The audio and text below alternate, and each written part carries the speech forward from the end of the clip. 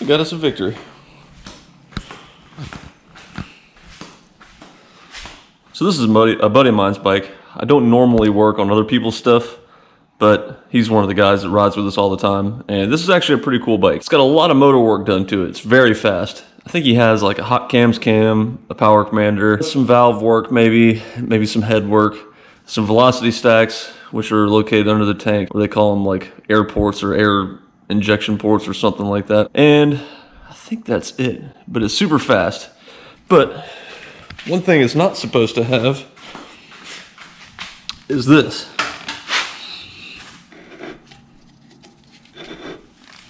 That is broken. He was trying to ride a wheelie with this thing, which he does quite frequently.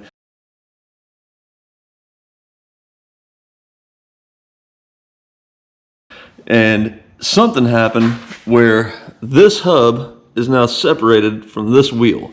I don't know if you can really see that in there, but that is incorrect. That is not supposed to be like that. So let's tear it apart and see what he broke.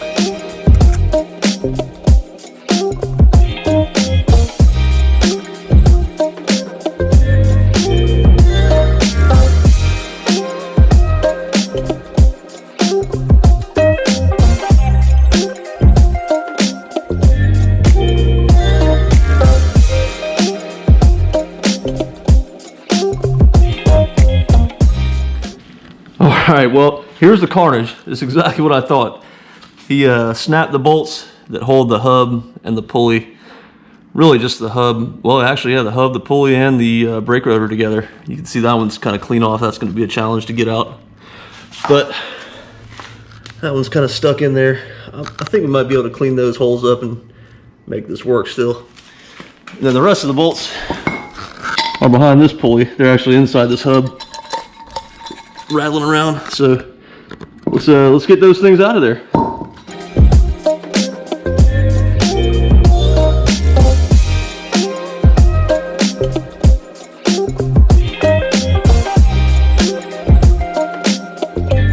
Okay, so my plan of attack here is I'm going to attempt to weld some other bolts to these bolts that are stuck in here, and see if I can extract them that way. I might need to drill this and use an extractor bit on this one because it's broken flush off, but the other ones have enough meat sticking out to where I think I can do that. This is an aluminum hub and they're steel bolts, so I should be able to easily weld another steel bolt to this one, and aluminum's way softer than steel, so it should just pull right out. It's not like these are cross-threaded or anything. There's probably some Loctite on there, but I feel like I can get them things out. So right now what you're going to see is me welding some new bolts to these studs, these broken studs, and seeing if I can extract them that way.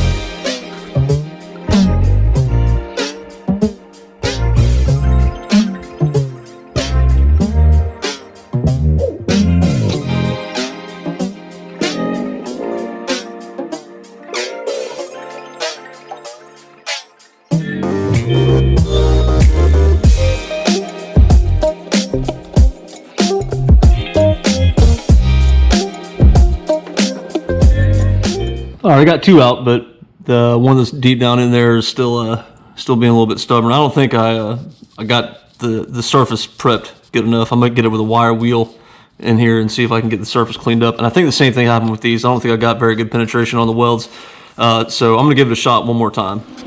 All right, I was able to get one more off, but as you can see, this bolt that I welded to here, it actually snapped off at the weld. So I am not doing too good so far. But hey, I'm not giving up yet. This one I think I'm going to have to get an extractor for to see if that'll come out.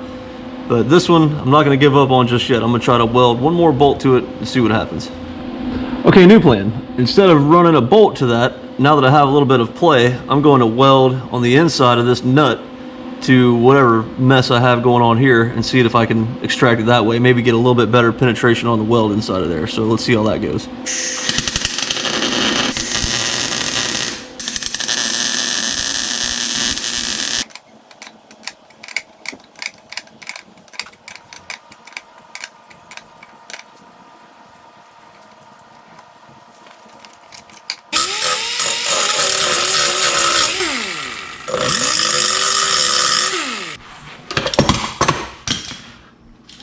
Oh, there you go. Come to daddy.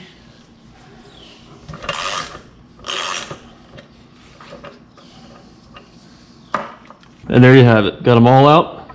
Just need to clean it up a little bit. I'm gonna run like a thread chaser through there too, a tap or something, and clean up those threads just a little bit more. But I'm pretty sure we have been able to save this hub.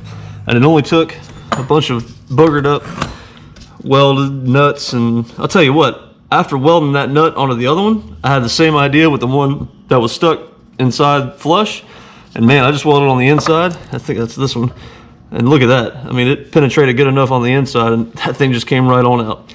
So let's get some new bolts and then we'll throw it all back together. So I'm heading to the hardware store and I realized two things. One is I probably should have welded that nut to the stud versus trying to weld a bolt to that stud. It seemed like it got really good penetration on the inside and I could have welded to the outside of those other studs that were sticking up. But lesson learned for next time. We need to find an Allen head bolt that is the same length, and it has to be an Allen head because it needs to fit inside that small little area for the hub. And I'm gonna actually try to find a stainless steel. It looked like, if you look back at the bolts, it looks like they were rusted a little bit, so there was a little bit of water that got in there somehow. And they might have been grade 8, I'm not sure. I'm gonna see if I can try to find the same bolts that they used and see if they were grade 8 or whatever grade they were. I'm just curious to see if all the torque of that motorcycle actually snapped that bolt or if it was just a fluke for some reason.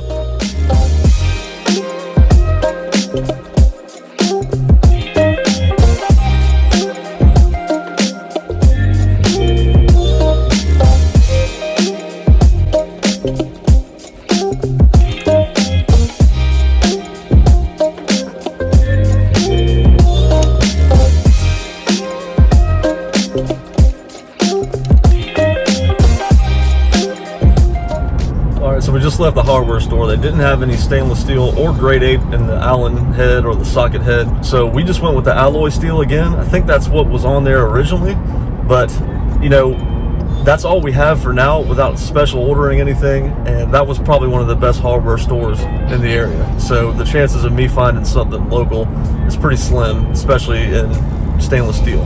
Now, I did a quick little Google search and put it down in the comments if I'm right or wrong, but the stainless steel is actually a little bit weaker than the alloy steel anyway, and the only reason I was considering the stainless was just for the rust, you know, prevention or the rust corrosion capabilities versus alloy steel. So you can see those bolts kind of rusted a little bit, but the good news is we do have brand new bolts in there now. It's going to be brand new, and I did get some grade 8 lock washers. So I think the combination of those two being new bolts and everything, I think will be okay. So let's get it back to the house and throw it all together.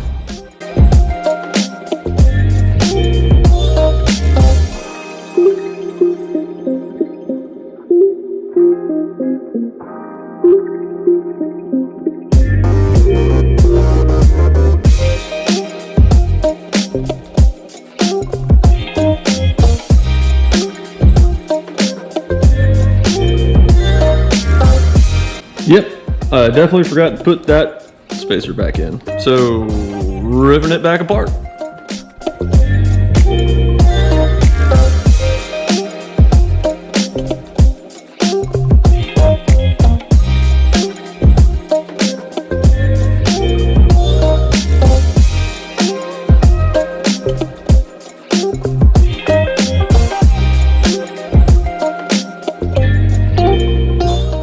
All right, got it all fixed up, ready to roll. Let's take this thing for a drive and see what happens.